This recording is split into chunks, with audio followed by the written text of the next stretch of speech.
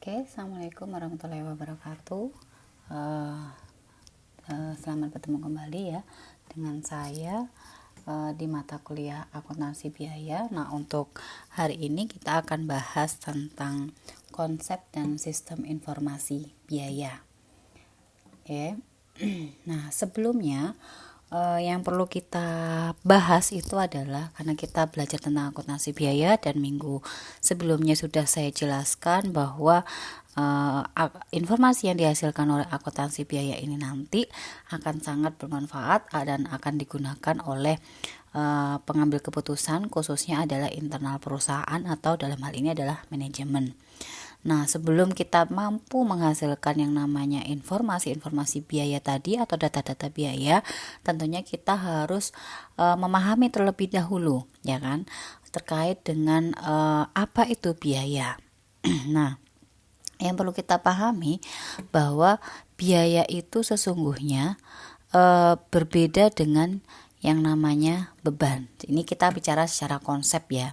Jadi kalau Anda menemukan ada biaya, beban, ini sama nggak sih sebenarnya? Karena kalau kita bicara di laporan keuangan, misalkan di laba rugi gitu kan ya, ada yang menyebutkan biaya, ada yang menyebutkan beban gitu kan ya. Sebenarnya biaya sama beban itu sama atau tidak gitu kan.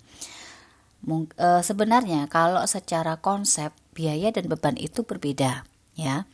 Dikatakan biaya itu adalah pengeluaran atau pengorbanan ekonomi gitu kan ya, untuk menjamin memperoleh manfaat. Jadi ada suatu bentuk pengeluaran dan juga ada suatu bentuk pengorbanan yang kita keluarkan, ya kan, pengorbanan atau pengeluaran secara ekonomis gitu kan ya. Nah, itu baik itu dalam bentuk kas atau setara kas. Jadi pengeluaran ini yang dimaksud adalah pengeluaran atau pengorbanan ekonomi, baik itu dalam bentuk kas atau setara kas, yang mana pengorbanan itu ditujukan untuk memperoleh suatu manfaat. Jadi untuk menjamin atau memperoleh suatu manfaat. Ya, itu adalah biaya. Sedangkan beban, kalau beban itu adalah arus keluar yang terukur dari barang atau jasa yang kemudian ditandingkan dengan pendapatan untuk menentukan laba. Atau ada lagi pengertian lain, beban itu adalah bisa kita artikan adalah biaya yang telah dirasakan manfaatnya. Jadi ada pengertian lagi, biaya yang telah dirasakan manfaatnya, ya, telah dirasakan manfaatnya. Jadi ada dua pengertian beban ya. Nah, sekarang kita masuk ke biaya dulu. Dikatakan biaya adalah satu pengeluaran atau pengorbanan untuk menjamin memperoleh manfaat. Contohnya, mungkin akan lebih mudah kita pahami dalam bentuk contoh ya. Ketika perusahaan akan membeli aset atau anggap aja misalkan kendaraan. Nah, ketika beli kendaraan, ya kan, perusahaan itu tentunya kendaraan ini dibeli tujuannya adalah untuk digunakan oleh operasional perusahaan, gitu kan ya. Berarti ketika perusahaan itu mengeluarkan sejumlah pengeluaran atau pengorbanan ekonomi tadi gitu kan ya, untuk membeli kendaraan, ya kan, maka pengeluaran tadi disebut biaya ya. Pengeluaran atau pengorbanan yang dikeluarkan tadi untuk memperoleh kendaraan itu disebut biaya. Karena untuk menjamin memperoleh manfaatnya, kita beli kendaraan itu kan tujuannya adalah untuk memperoleh manfaatnya kan ya. Manfaat kendaraan itu ketika digunakan akan membantu operasional perusahaan. Maka biaya yang kita keluarkan untuk membeli kendaraan itu kita sebut sebagai biaya. Misalkan, berarti kalau kendaraan senilai 300 juta, ya kan? Misalkan, maka 300 juta inilah yang kita sebut sebagai biaya. Ketika kita membeli kendaraan itu kan berarti dalam bentuk aset. Di mana kita mencatatnya? Berarti kan kita catat ini atau kita sajikan di mana? Kita sajikan di neraca. Kalau kita catatnya kan bisa ada kendaraan di debit kan ya. Kemudian di kreditnya bisa kas, atau kalau misalkan kita beli secara kredit berarti ada hutang. Gitu kan ya. Nah, kas atau hutang ini kan ya bentuk suatu pengeluaran atau pengorbanan tadi. Untuk apa? Untuk memperoleh yang namanya manfaat dari kendaraan. Ini ketika kita membeli kendaraan, ya kan? Kemudian kita catat ini kan ya kendaraan pada kas atau hutang, yang mana nanti nilai 300 juta ini pun akan disajikan ke dalam mana? Ke dalam laporan posisi keuangan, ya kan? Dalam posisi keuangan itu di sebelah aset kan ya, di sebelah aset ada kendaraan sebesar 300 juta ya. Ini adalah biaya, sehingga disebut biaya tadi adalah yang nilai 300 juta ini, ya kan? Ini adalah biaya. Kenapa disebut biaya? Karena ada sejumlah pengeluaran atau pengorbanan yang kita keluarkan untuk memperoleh atau menjamin memperoleh manfaatnya, yaitu memperoleh manfaat dari kendaraan ini. Karena kendaraan itu kan kita beli, yang kita gunakan adalah manfaatnya kan, dimanfaatkan untuk operasional perusahaan. Itu biaya. Kemudian apa bedanya dengan beban gitu kan? Karena kadang ada yang secara tulisan kadang ya biaya beban sama gitu kan ya, tetapi sebenarnya kalau secara konsep ya, kita bicaranya konsep ini berbeda antara biaya dengan beban. Nah, beban apa? Beban itu kalau kita hubungkan dengan pengertian biaya, beban itu adalah biaya yang telah dirasakan manfaatnya. Loh, biaya kok dirasakan manfaatnya itu gimana? Kan biaya tadi 300 juta ini, gimana kita memanfaatkan nilai 300 juta ini gitu kan ya. 300 juta ini kan sebenarnya merepresentasikan kendaraannya, ya kan? Artinya kendaraan yang kita manfaatkan tadi berarti sudah bisa kita sebut beban. Nah, kendaraan yang sudah kita rasakan manfaatnya tadi, di dalam akuntansi kita catat apa? Kalau kendaraan dirasakan manfaatnya, berarti ada kaitannya dengan ketika kendaraan itu sudah digunakan, berarti ada kaitannya dengan bahwa umur ekonomisnya berkurang, ya kan? Ketika sudah digunakan kan ya. Nah, ketika sudah digunakan selama 1 bulan misalkan, berarti umur ekonomisnya sudah berkurang selama satu bulan. Kalau kita bicara umur ekonomis, berarti hubungannya sama apa? Beban penyusutan. Nah, artinya berarti salah satu contoh beban. Nah, beban penyusutan ini tadi merupakan representatif dari biaya yang sudah dirasakan manfaatnya tadi, ya kan?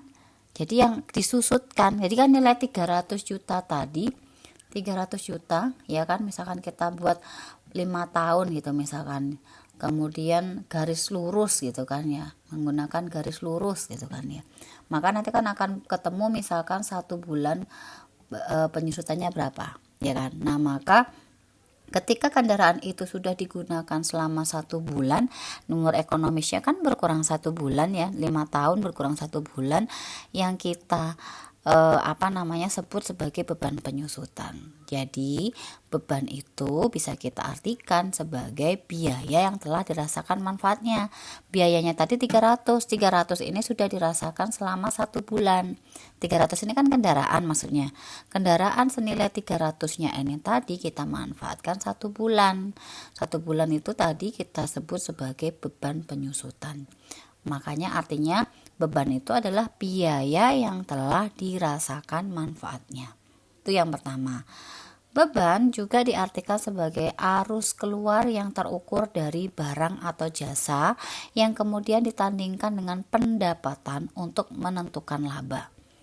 Nah, kita beli kendaraan tadi, kita gunakan untuk apa? Untuk operasional perusahaan. Operasional perusahaan digunakan untuk apa? Namanya kita mau untuk operasional kan tujuannya untuk mencapai pendapatan gitu kan ya. Dengan adanya kendaraan itu kan akan membantu operasional yang tujuannya tentunya adalah untuk memperoleh pendapatan gitu kan ya. Maka yang dimaksud pengertian ini tadi, beban itu adalah arus keluar yang diukur dari barang atau jasa yang ditandingkan dengan pendapatan atau untuk memperoleh pendapatan gitu kan ya, sehingga bisa menentukan labanya. Karena dalam hal ini beban penyusutan ini nantinya akan kita laporkan ya kan, atau kita sajikan di dalam laporan laba rugi, ya kan? Yaitu dari pendapatan kan ya. Kemudian kita kurangi dengan beban-beban. Nah, salah satunya misalkan tadi ada beban penyusutan, sehingga dikatakan beban itu adalah arus keluar yang terukur dari barang atau jasa yang kemudian ditujukan untuk memperoleh pendapatan. Kita susutkan kan dalam rangka kenapa ada beban penyusutan, karena kendaraannya sudah kita gunakan, kita rasakan manfaatnya, digunakan untuk operasional perusahaan. Operasional perusahaan itu kan dalam rangka untuk memperoleh pendapatan, itu ya. Nah, dari sini bisa kita artikan seperti itu bedanya antara biaya dengan beban. Nah, sehingga di sini yang perbedaan yang bisa kita tangkap, kalau kendaraan tadi nih ya, ketika kita beli kendaraan itu adalah biaya, berarti pengeluaran yang kita keluarkan tadi adalah merupakan biaya, sedangkan kendaraan yang sudah kita gunakan, kita rasakan manfaatnya tadi, atau yang kita sebut beban penyusutan, itu adalah beban. Kalau biaya itu kita sajikan di dalam laporan posisi keuangan, sedangkan kalau beban kita catat atau kita sajikan di dalam laporan laba rugi. Itu ya. Jadi yang ada di laba rugi itu sebenarnya adalah beban ya. Sedangkan yang ada di posisi keuangan atau neraca itu adalah biaya. Seperti itu. Itu beda konsep antara biaya dengan beban. Oke. Sekarang kita tadi itu biaya ya. Sekarang kita kembali lagi karena kita kan belajarnya akuntansi biaya. Berarti kita harus betul-betul memahami biaya itu apa. Nah, tadi biaya sudah kita pahami pengertiannya, kita lanjut ke objek biaya. Nah, ada yang kita sebut sebagai objek biaya. Objek biaya itu apa? Objek biaya itu adalah suatu item. Jadi bisa dalam bentuk dalam bentuk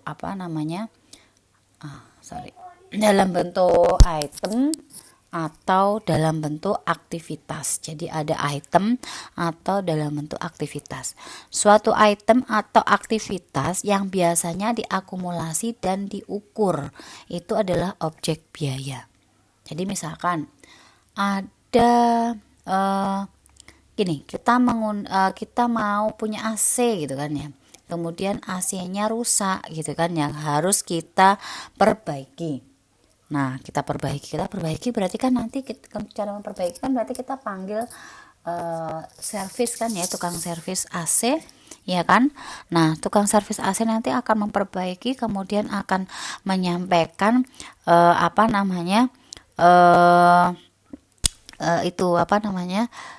biayanya berapa, biaya yang akan dikeluarkan untuk servis AC tadi ya kan. Nah, yang disebut sebagai objek biayanya tadi servis AC, berarti yang disebut objek biayanya apa? Biaya servis AC kan ya. Berarti servis AC itu kan masuk suatu aktivitas ini tadi, atau aktivitas yang biasanya diakumulasi dan ukur. Karena aktivitas servis atau pemeliharaan AC tadi ya kan ada muncul biaya yang diakumulasi atau diukur. Nah, itu yang kita sebut sebagai objek biaya. Itu objek biaya. Oke, lanjut. Nah, ini saya lanjut aja yang ini. Nah, ini sekarang kita bicara terkait dengan biaya tadi. Tadi kan adalah objek biaya, ya kan? Nah, kemampuan untuk menelusuri biaya ke objek biaya. Tadi objek biaya kan sudah tahu ya. Objek biaya tadi adalah suatu item atau aktivitas. Nah, kemampuan untuk menelusuri biaya ke objeknya. Bagaimana tadi satu aktivitas kita bisa telusuri kan ya. Misalnya tadi ada aktivitas pemeliharaan AC. Bagaimana menelusuri biayanya? Biaya ke objek biaya yang tadi gitu kan ya. Karena pengukuran biaya itu sangat bergantung pada kemampuan untuk menelusuri biayanya ke objek. Jadi kita menelusuri biayanya berapa gitu kan ya, itu yang perlu kita perlu kita pahami. Itu namanya adalah kemampuan untuk menelusuri. Nah, penelusuran kepada objek biaya itu bisa dilakukan yang pertama adalah dengan melihat itemnya secara fisik atau yang biasanya kita sebut adalah biaya langsung. Jadi kita ukur, kita nilai di objek biayanya itu secara fisik dia berapa jumlah yang dikeluarkan gitu kan ya. Nah itu berarti menelusuri secara fisik namanya. Contoh nih misalkan saya mau membuat kue gitu kan ya, misalkan kue donat gitu kan ya. Nah ketika membuat kue donat itu berapa jumlah tepung yang dihabiskan untuk membuat donat misalkan. Berarti itu yang kita sebut sebagai penelusuran secara fisik. Nah, ya itu namanya penelusuran secara fisik. Jumlah tepung yang dihasilkan. Kita taunya jumlah tepung yang dihasilkan kan kita identifikasi secara fisik kan ya. Kan pada saat kita buat donat itu kan pasti ditimbang kan ya berapa kilo gitu kan ya, berapa kilo tepung gitu kan. Nah itu berapa kilo tepung itu yang kita katakan menelusuri biaya secara fisik. Dan biasanya biaya yang bisa ditelusuri secara fisik itu kita sebut sebagai biaya langsung itu ya. Kemudian lanjut, penelusuran biaya itu juga bisa dilakukan dengan cara biaya yang secara empiris dapat ditelusuri ke unit produksi dengan mengobservasi proses produksi. Jadi kita bisa telusuri itu melalui kita harus melakukan observasi proses produksinya dulu. Jadi ya tadi contohnya adalah proses pembuatan donat tadi ya. Nah donat itu kan baru kita ketahui misalkan pada saat kita mau buat adonan gitu kan ya. Oh ternyata adonannya menghabiskan berapa tepung, itu namanya proses produksi. Jadi kita mengobservasi proses produksinya. Ya, kemudian mengidentifikasi biaya tambahan dari suatu unit produk. Jadi penelusuran itu kita bisa lakukan juga dengan mengidentifikasi biaya-biaya tambahan. Misalkan satu unit produk itu selain tepung itu butuh apa lagi gitu kan ya. Nah itu namanya mengidentifikasi biaya tambahan dari suatu unit produk. Nah kemudian biaya ditelusuri ke batch atau lot dari unit sejenis. Jadi misalkan kelompok ya, satu kelompok itu batch itu adalah kelompok. Jadi kita telusuri berdasarkan kelompoknya. Dalam satu kelompok itu mengeluarkan biaya berapa gitu kan ya. Itu namanya menelusuri ke batch atau lot dari unit sejenis. Biaya yang dapat ditelusuri ke semua unit yang pernah diproduksi dari satu produk tertentu. Ini cara-caranya ya menelusuri ya. Kemudian biaya yang dapat ditelusuri ke proses yang digunakan untuk membuat produk itu atau departemen yang produksi. Biaya diidentifikasi ke satu unit produk dengan menggunakan alokasi. Jadi misalkan gini, karena satu item biaya itu tidak bisa, misalkan kayak gini contoh paling gampang. Kita kadang susah dengan ini ya, dengan contoh aja deh. Misalkan adalah biaya listrik. Nah ketika membuat donat tadi kita kan pakai misalkan ngaduk tepungnya itu kan pakai mixer gitu kan ya. Mixer itu kan berarti pakai listrik lah. Listrik ini kan akan susah kan ya kita telusuri. Oh berarti satu donat, kalau satu donat tadi mungkin bisa kita alokasikan. Misalkan kita gunakan 1 kilogram tepung, ternyata donat yang dihasilkan misalkan 1 kilo itu bisa untuk jadi berapa donat ya. Misalkan anggap aja jadi 50 donat gitu kan ya. Nah 1 kilo, nah 1 kilo itu harganya berapa? Misalkan 1 kilo itu 15.000 ya kan. Nah berarti per 1 kilo ya, misalkan jadi 1 kilo tepung itu bisa menghasilkan 50 donat misalkan. Nah 1 kilo ini misalkan adalah 15.000, maka satu donatnya biaya tepungnya berapa? Berarti 15.000 kita bagi dengan 50, itu adalah biaya itu yang namanya kita identifikasi secara fisik tadi. Nah ternyata membuat donat tadi itu selain tepung kan banyak itemnya kan ya. Kita selain tepung kan misalkan ada mentega, ada telur misalkan ya. Nah kemudian selain itu kan kita untuk membuat donatnya tadi kita butuh yang namanya listrik kan, karena kita mixer tadi kan tepungnya kita mix kan dengan menggunakan mixer tadi kan ya, menggunakan listrik. Nah memproduksi 50 donat tadi listriknya berapa, itu kan artinya kita menelusuri biaya yang tadi berapa gitu kan ya. Nah kan susah itu listrik, sedangkan tagihan listrik itu kan biasanya 1 bulan sekali kan ya, atau kalau enggak pakai yang apa namanya itu yang kayak diisi ulang sendiri itu kan ya.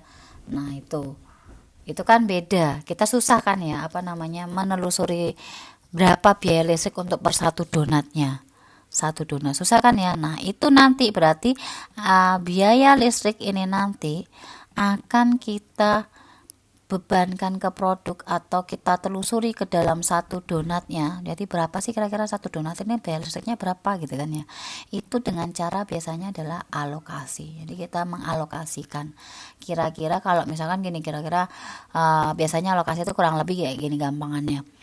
1 bulan itu misalkan listriknya 100.000, nah 100.000 anggap aja itu khusus produksi donat aja kan ya.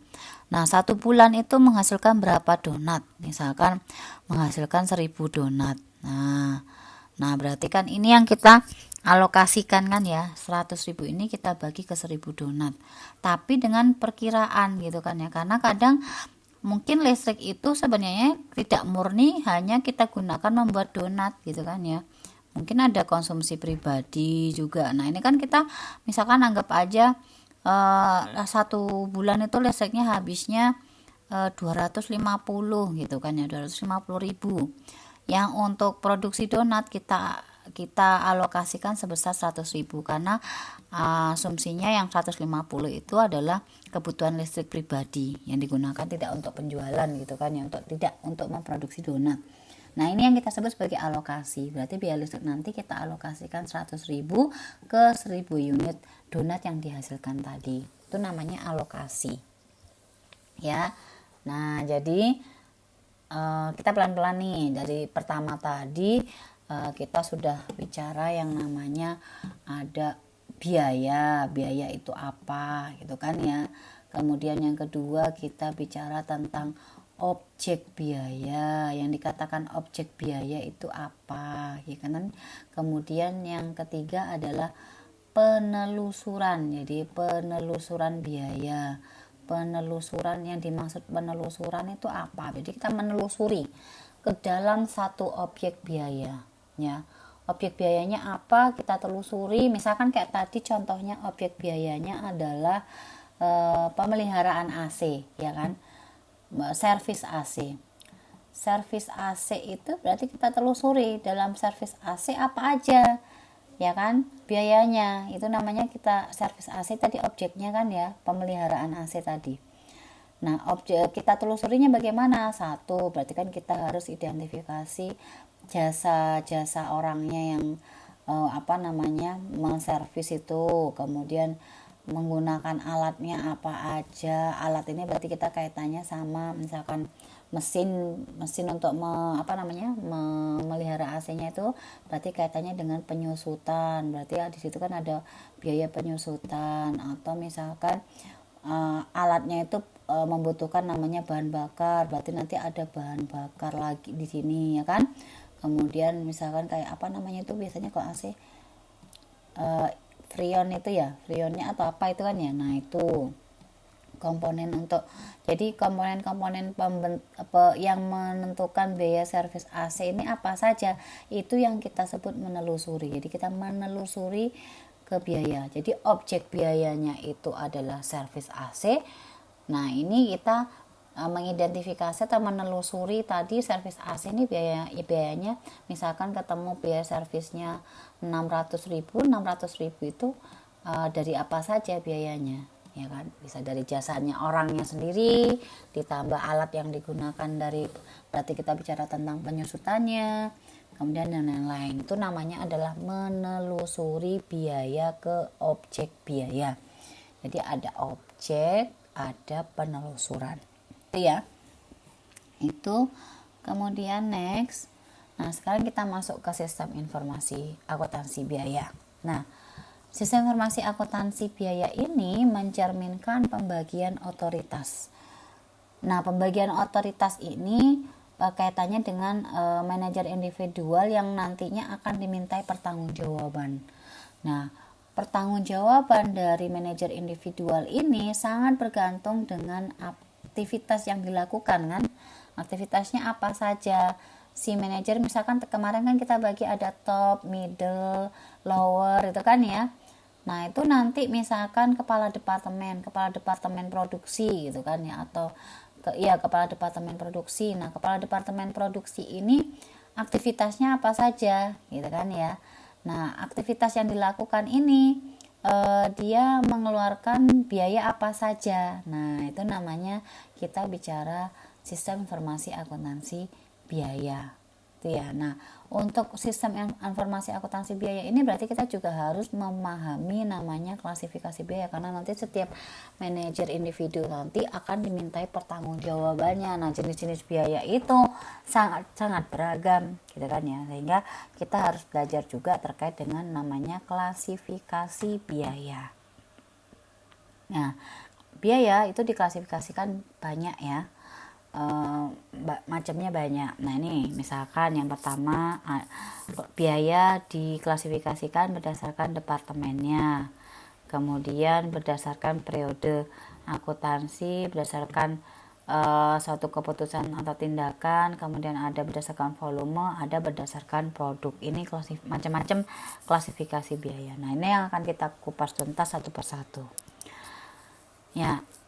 Nah ini klasifikasi biaya berdasarkan departemen produksi. Artinya kalau kita bicara di departemen produksi atau segmen lain misalkan, itu biaya bisa kita bagi menjadi beberapa ya. Misalkan ada biaya departemen produksi, ada biaya departemen jasa, ada biaya bersama, ada biaya gabungan. Biaya departemen produksi apa saja? Berarti semua biaya-biaya yang keluar atau yang maksudnya yang digunakan oleh yang ada di departemen produksi. Ya ketika memproduksi itu apa aja biaya, komponen biayanya di situ, ada biaya apa saja yang dikeluarkan. Itu adalah departemen biaya yang diklasifikasikan berdasarkan departemen produksi. Sedangkan departemen jasa itu biasanya supporting atau lebih ke administratif, itu yang kita sebut biasanya jasa. Jadi misalkan kayak gaji eksekutif, gaji pegawai yang bukan non produksi, itu namanya departemen jasa ya.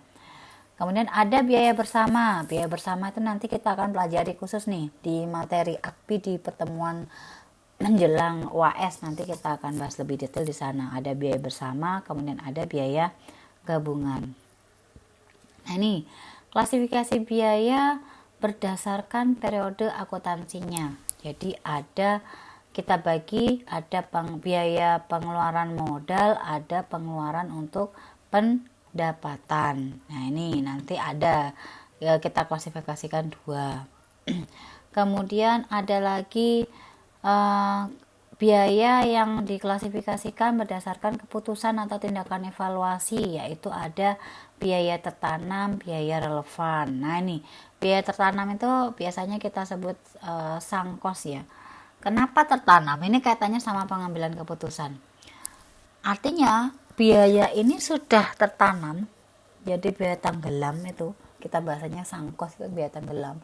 Artinya apa? Artinya adalah biaya itu tidak, dalam hal pengambilan keputusan itu sudah tidak bisa kita hindari. Misalkan kita sudah dihadapkan satu permasalahan, kita harus ngambil keputusan, ya biaya tertanam itu ya wes nggak bisa dihindari, nggak bisa kita, biasanya kita namanya pengambilan keputusan gimana nih, mana nih biaya yang perlu bisa kita lebih efisienkan gitu kan, itu tidak bisa kita hindari. Nah tidak bisa kita hindari itu contohnya misalkan paling mudah adalah biaya penyusutan.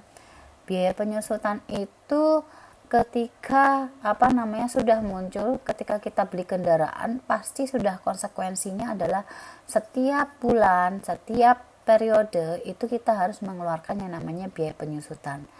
Dan biaya penyusutan ini tidak bisa kita hindari. Kita hindari itu nggak bisa kita hapus itu sewaktu-waktu gitu kan ya. Misalkan nih, bahan bakunya naik gitu kan ya, gimana caranya kita mengurangi biaya apa nih ya yang kita kurangi.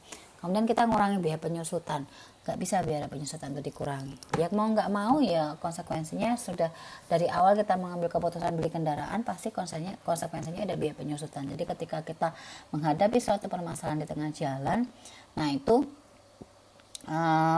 manajer nggak mungkin akan menghilangkan yang namanya biaya penyusutan tadi, karena sudah dalam jangka panjang, yaitu memang harus kita keluarkan seperti itu namanya biaya tertanam. Kemudian ada biaya relevan. Biaya relevan itu berarti nanti kaitannya dalam hal pengambilan keputusan itu mana saja biaya yang relevan untuk kita kita lakukan pengendalian. Misalkan kita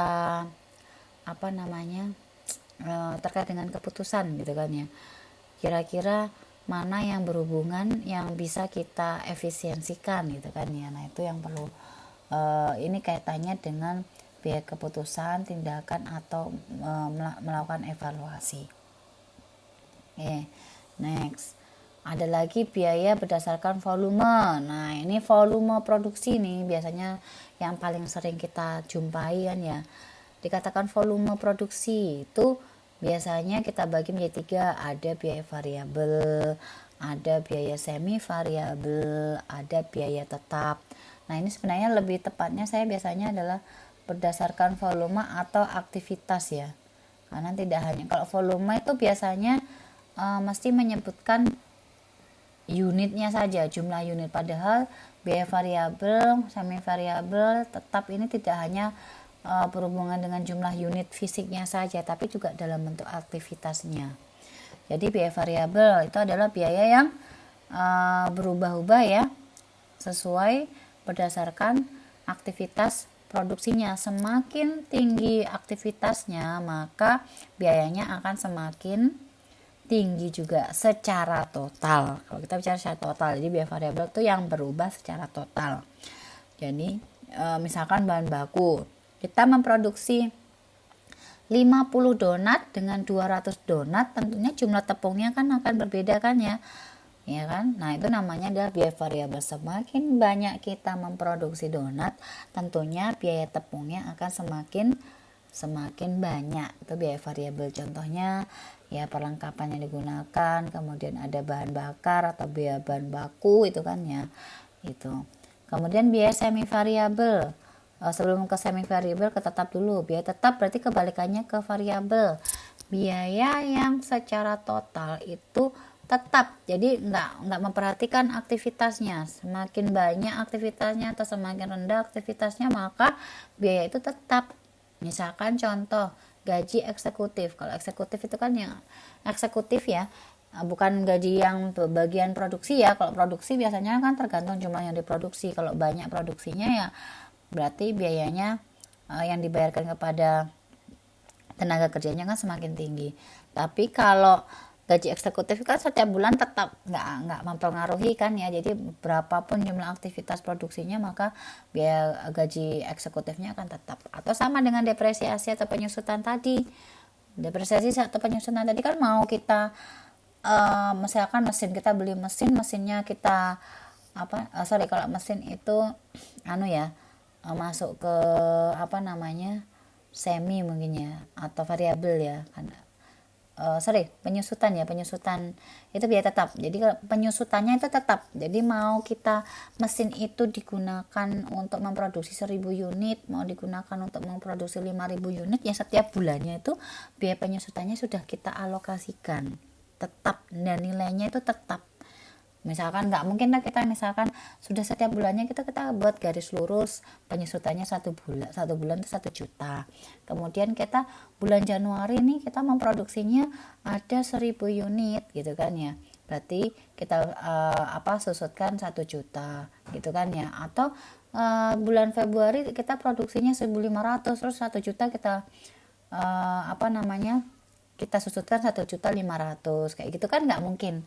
Nah yang penyusutan itu kan selalu tetap kan ya, sudah kita hitung tergantung mau menggunakan garis lurus atau saldo menurun, itu namanya biaya tetap. Nah kalau biaya semi variabel itu adalah biaya yang dia selain mengandung komponen tetap juga mengandung komponen variabel. Contohnya misalkan biaya air yang paling gampang ya. Air ketika kita tidak gunakan ya kan, misalkan kita pakai PDAM gitu kan ya. Nah misalkan gini, dikatakan semi variabel karena dia punya dua komponen biaya yang sifatnya ada yang tetap, ada yang variabel. Air itu kalau semakin sering kita banyak menggunakan ya biaya tagihan airnya kan semakin banyak gitu kan ya. Berarti variabel dong Bu. Iya, bisa variabel. Terus tetapnya di mana? Tetapnya ketika kita tidak gunakan itu air, tetap ada biaya yang harus kita bayar ke PDAM, ya kan? Ada biaya minimalnya kan. Nah, biaya minimalnya itu kalau nggak salah berapa? 20 atau 25 ya kalau nggak salah, saya lupa. Itu berarti, atau yang biasanya kita sebut adalah biaya langganan atau biaya abonemen itu kan ya. Nah, berarti biaya abonemen atau biaya langganannya tadi yang kita sebut sebagai biaya tetapnya. Nah, berarti air tadi ada dua komponen yang ada, dia mengandung variabel dan juga mengandung tetap, maka kita sebut sebagai biaya semi variabel. Nah, yang paling penting nanti kita akan berkutat di sini nih. Yang paling banyak kita akan bahas adalah biaya berdasarkan produk. Nah, biaya berdasarkan produk ini kita bedakan menjadi atau yang kita sebut biaya manufaktur. Biaya manufaktur ini atau biaya produksi ya. Nah, paling sering akan kita bahas nih. Biaya produksi itu ada 3. Ada, bentar.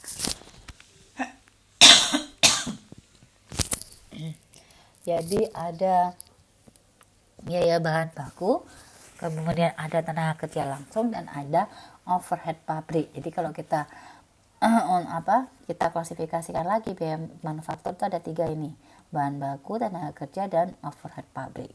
Nanti akan saya lebih jelaskan lebih detail lagi insya Allah minggu depan ini. Kemudian dari ketiga biaya ini itu bisa dibagi lagi menjadi 2, ada biaya utama, ada biaya konversi. Di biaya utama itu adalah biaya bahan baku dan BTKL. BTKL itu biaya tenaga kerja langsung. Karena nanti ada 2, ada biaya tenaga kerja langsung dan tidak langsung ya. Nanti ini lebih detailnya minggu depan ketika kita fokus membahas tentang biaya produksi. Nah, ini tadi ya, jadi 3 ini tadi kalau bahan baku dan tenaga kerja langsung ini kita sebut biaya utama, sedangkan tenaga kerja langsung dan biaya overhead ini kita sebut sebagai biaya konversi. Dikatakan biaya konversi itu yang seperti apa? Biaya yang kita gunakan untuk mengubah dari bahan baku menjadi barang jadi. Itu ada 2, jadi bahan baku kita beli tepung itu kan kita butuh yang namanya untuk mengubah tepung menjadi donat, itu kan ada komponen biaya yang harus kita gunakan kan. 1, tenaga kerja yang membuat itu kan, berarti yang membuat tepung menjadi donat itu kan tenaga kerjanya tadi kan ya. Nah, yang kedua ada biaya overhead. Biaya overhead ini biaya yang secara tidak langsung kita keluarkan untuk proses produksi. Nah, itu dikatakan sebagai biaya konversi. Itu ya. Nah, tadi 1 ini biaya manufaktur. Nah, biaya berdasarkan produk ini juga nanti kita lihat adalah beban komersial. Beban komersial itu berarti di luar biaya produksi tadi. Ada beban pemasaran atau biasanya lebih kita sebut adalah administratif ya, atau administrasi. Nah, biaya-biaya terkait dengan administrasi itu ada beban pemasaran dan juga biaya administrasi. Itu kalau kita berdasarkan produk ada 2, biaya manufaktur sama beban komersial. Nah, biaya manufaktur apa aja? Ada biaya bahan baku, tenaga kerja langsung, ada overhead, seperti itu. Nanti akan kita bahas lebih detail lagi. Nah, ini tadi, ini sebenarnya sama kayak tadi ya, bahan baku ditambah dengan biaya tenaga kerja langsung itu kita sebut sebagai biaya utama. Sedangkan bahan baku tidak langsung itu contohnya perlengkapan ya, yang bukan utama ya, bukan bahan baku utama. Itu kemudian tenaga kerja yang tidak langsung, berarti yang tenaga kerja tidak langsung itu yang bagaimana? Yang tidak langsung berkaitan dengan proses produksi. Jadi ya tadi, yang bukan membuat donat langsung, bukan yang bagian packaging ya, pengemasan. Itu kalau pengemasan kan masih kaitannya dengan proses produksi ya. Pokoknya yang biaya-biaya di luar produksi tadi ya kan, di luar yang maksudnya tidak secara langsung berkaitan dengan produksi tetapi masih berhubungan dengan produksi, itu masuk ke biaya tenaga kerja tidak langsung. Misalkan pengawas, ada mandornya ya kan, bikin donat tuh dia ada mandornya. Mandor itu kan dia nggak buat donatnya, tapi cuma mengawasi aja nih, sudah bener nggak bikin bulatannya, sudah bener nggak komposisi bahannya gitu kan ya. Dia cuma mengawasi aja, tapi tidak terjun langsung membuat donatnya.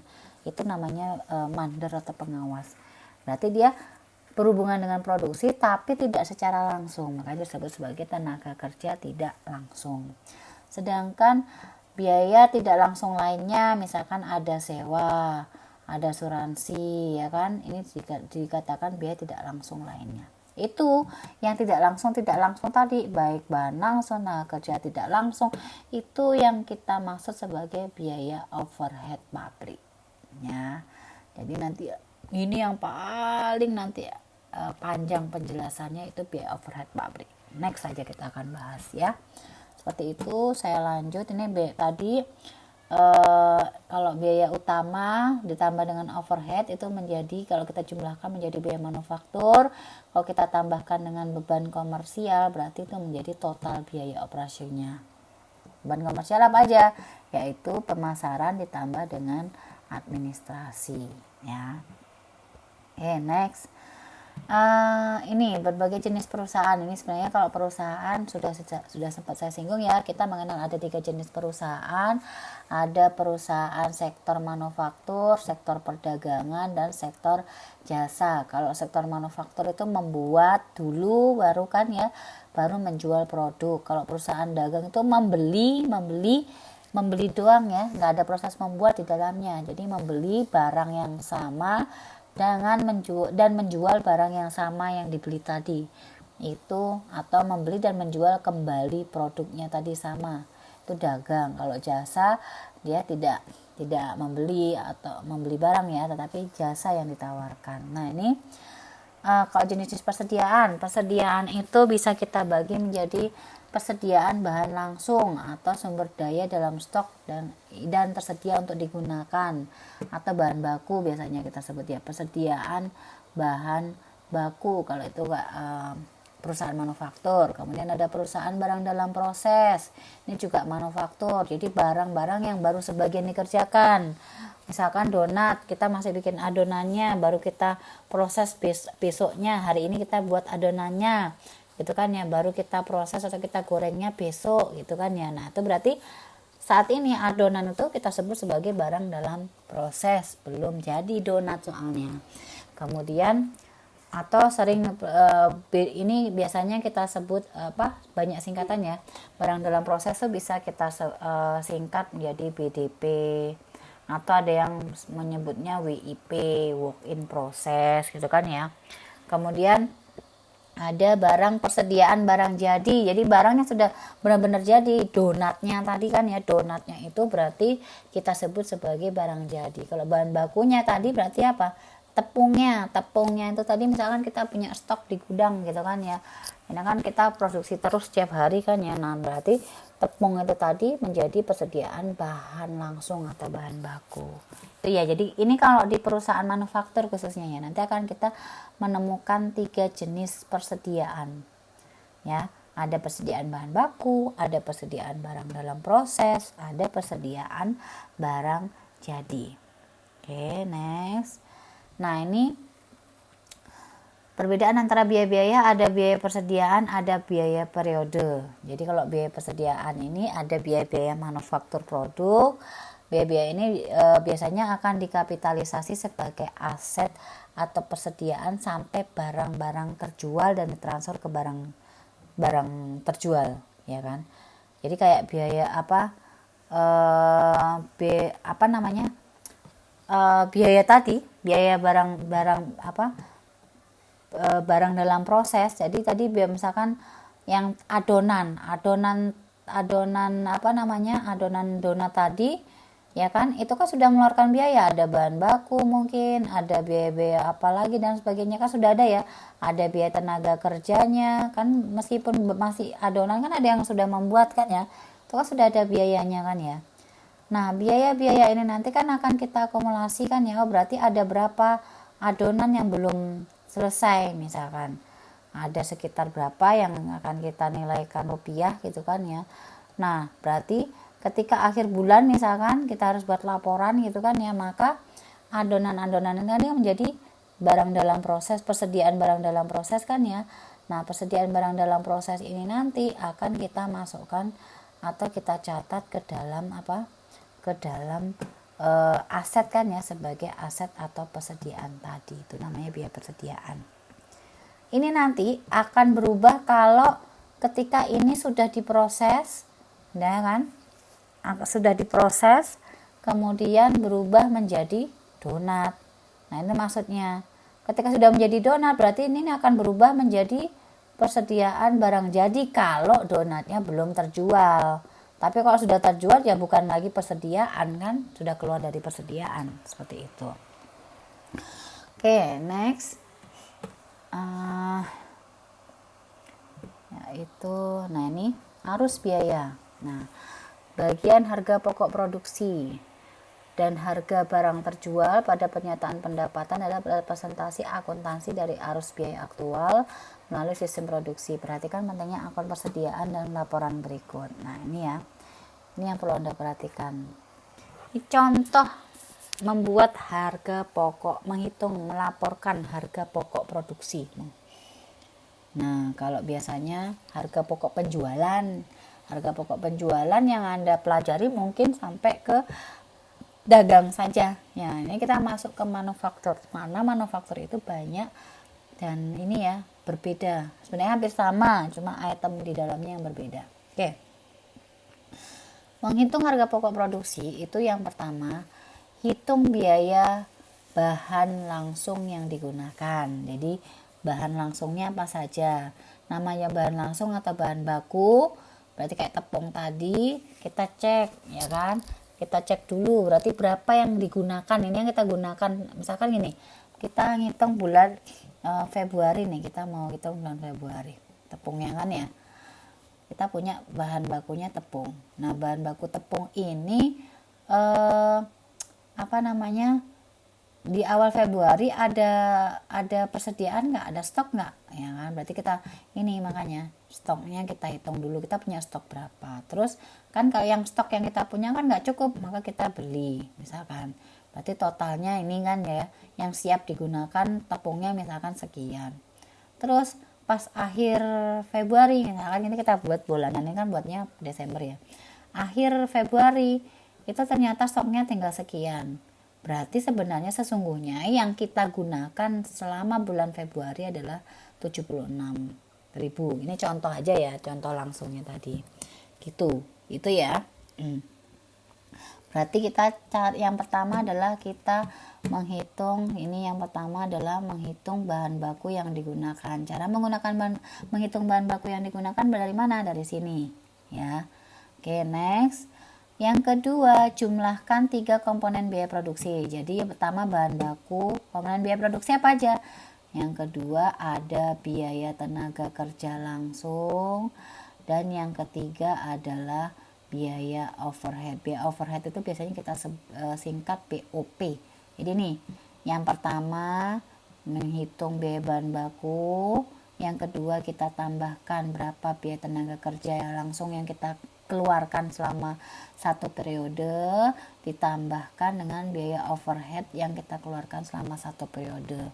Nah biaya overhead itu tidak hanya satu, biaya overhead itu banyak ya, ada tenaga kerja langsung, perlengkapan dan seterusnya. Ini nanti kita bahas detail next, tapi intinya kita membuat laporan harga pokok produksi. Caranya gini, yang pertama identifikasi dulu kan ya, berapa bahan baku yang digunakan, berapa tenaga kerja yang digunakan, berapa overhead yang digunakan. Kalau sudah tahu ini dijumlahkan ya, dijumlahkan yang tadi langkahnya ini kan, jumlahkan 3 biaya produk untuk periode saat ini ya, yang kita garis bawah adalah periode saat ini. Ini kita gunakan periode saat ini. Misalkan saya pakai Februari, berarti yang Februari, selama Februari ini kita pakai bahan baku berapa, pakai tenaga kerja langsungnya berapa, pakai overhead pabriknya berapa. Oke, sudah ya.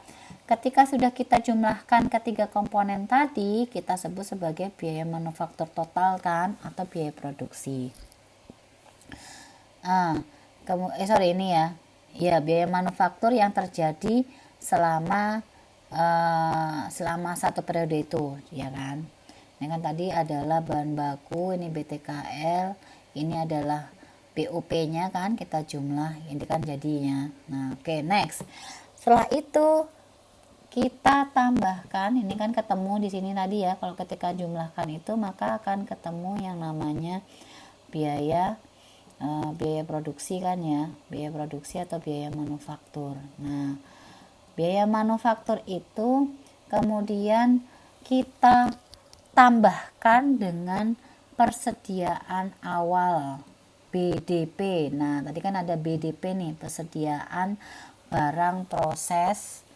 BDP itu kan persediaan barang dalam proses awal. Jadi awal, misalkan saya pakai Februari, berarti awal Februari itu ada berapa adonan yang belum dibuat dan jadi donat, ya kan?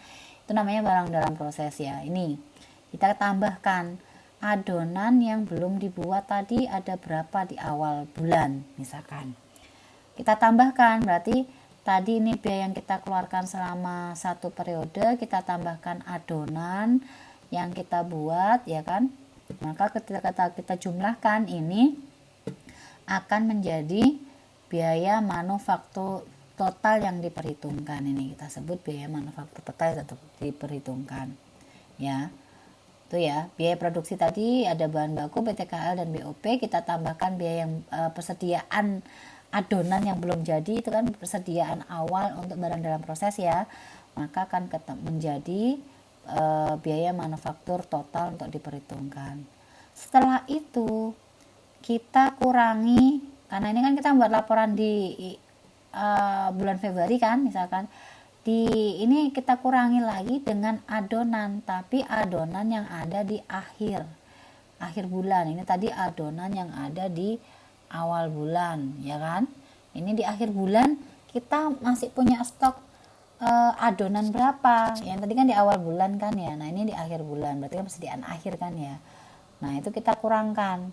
Setelah kita kurangkan, barulah ketemu ini yang dinamakan harga pokok produksi.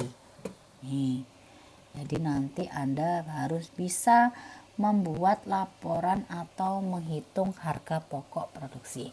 Sekali lagi, saya ulangi, yang pertama kita cari biaya produksinya. Biaya produksi itu ada bahan baku, BTKL dan BOP. Hati-hati untuk menghitung biaya bahan baku yang digunakan, kita harus menghitung seperti ini dulu. Ya, tadi sudah saya jelaskan. Oke, baru ketemu, kalau sudah ketemu bahan baku yang digunakan ini tadi berapa, ya kan, kita tambahkan tenaga kerja, kita tambahkan biaya overhead, ketemu biaya produksi kan ya. Ini di sini kan biaya produksi nih. Biaya produksi ini adalah biaya produksi. Nah, biaya produksi kita tambahkan dengan biaya atau persediaan barang dalam proses awal. Misalkan saya contohkan ini, misalkan yang tadi donat masih dalam bentuk adonan di awal bulan, itu ada berapa kita tambahkan. Habis itu kita kurangi lagi dengan biaya untuk adonan yang di akhir bulan itu ada berapa, baru itu ketemu yang namanya harga pokok. Ini kalau kita bikinnya bulanan ya. Kalau mau bikin tahunan ya berarti di awal tahun dengan akhir tahun, kayak gitu. Kita tinggal menyesuaikan saja periodenya. Oke, seperti itu. Jadi selaraskan biaya manufaktur periode saat ini ke akun-akun unit yang selesai aktual. Oke, next. Nah, ini berarti nanti di laporan laba rugi akan kita masukkan misalkan pendapatannya berapa. Ini kan dari yang unit yang terjual, kemudian harga pokok penjualan. Nah, harga pokok penjualan dari mana? Dari harga pokok produksi. Tadi harga pokok produksi sudah ketemu di sini berapa sebelumnya ya. Nah, ini 104 ya. Nah, ini kan kita sudah ketemu harga pokok produksi 104. Kita masukkan ke laporan laba rugi. Laporan laba ruginya berarti gini, pendapatannya berapa. Nah, sekarang kalau di laporan laba rugi kan yang kita cari harga pokok penjualan, bukan harga pokok produksi kan. Sekarang nyari harga pokok penjualan bagaimana? Kita cari persediaan awal barang jadi donat yang belum terjual di awal bulan itu ada berapa. Itu ini donatnya, ya kan. Ditambahkan dengan biaya produksi tadi, harga pokok produksi yang sudah kita hitung di slide sebelumnya. Maka ketemu total ini adalah barang yang tersedia untuk dijual, donat yang tersedia untuk dijual, ya kan. Kemudian kita kurangi dengan stok donat di akhir bulan atau akhir periode. Donat yang belum terjual di akhir periode itu ada berapa? Kita kurangi, ya kan? Maka inilah yang kita sebut sebagai harga pokok penjualan. Di laporan laba rugi itu pendapatan dikurangi harga pokok penjualan. Tapi untuk menghitung harga pokok penjualan kita harus mencari dulu harga pokok produksi, ya kan. Di sini kan harga pokok produksi ini, ya. Gitu. Setelah kita keluarkan, kita kurangi, maka akan menjadi laba kotor, dikurangi dengan biaya-biaya operasional, maka akan ketemu laba operasi. Itu ya, itu nanti ketika akan membuat namanya laporan harga pokok produksi dan laporan laba rugi untuk perusahaan manufaktur. Ya, ini angka tadi diambil dari schedule harga produksi yang sebelumnya. Biaya produksi diperhitungkan sesuai saat terjadinya. Oke, ini flowchartnya. Jadi gini, saya mulai dari ini ya, inventory. Ini ya, ada biaya direct material purchase, kemudian other direct manufacturing, kemudian manufacturing overhead cost, gitu kan ya.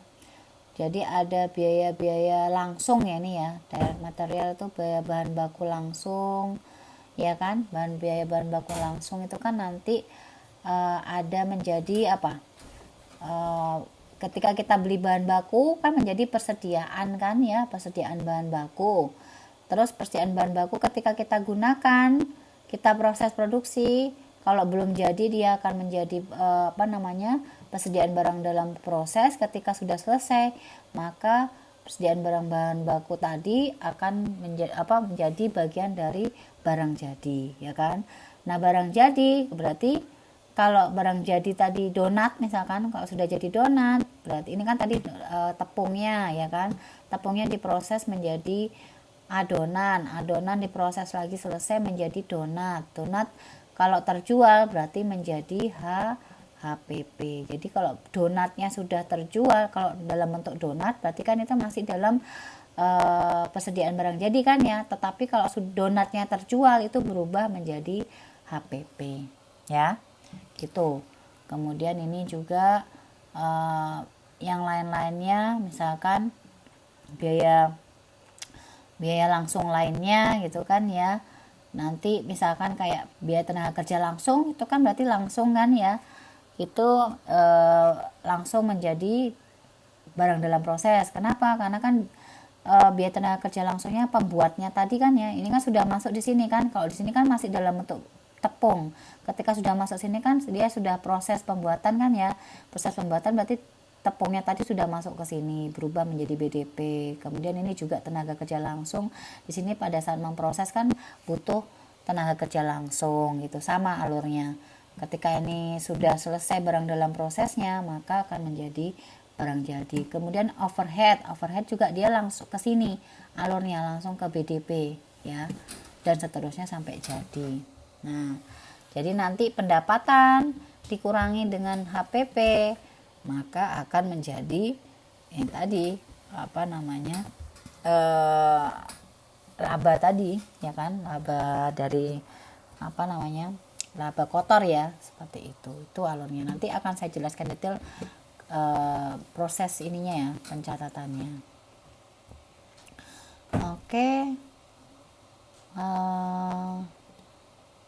Nah, itu mungkin ini ada soal di sini. Nanti coba kita kerjakan bersama ya.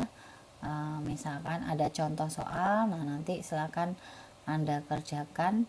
Untuk penjelasannya saya kira cukup sekian. Nanti kurang lebihnya bila ada yang mau ditanyakan bisa ditanyakan lebih langsung pada saat kita proses pembelajaran langsung ya, lewat Zoom atau bisa lewat grup WA. Itu saja mungkin dari saya. Terima kasih, semoga bisa dipahami. Assalamualaikum warahmatullahi wabarakatuh.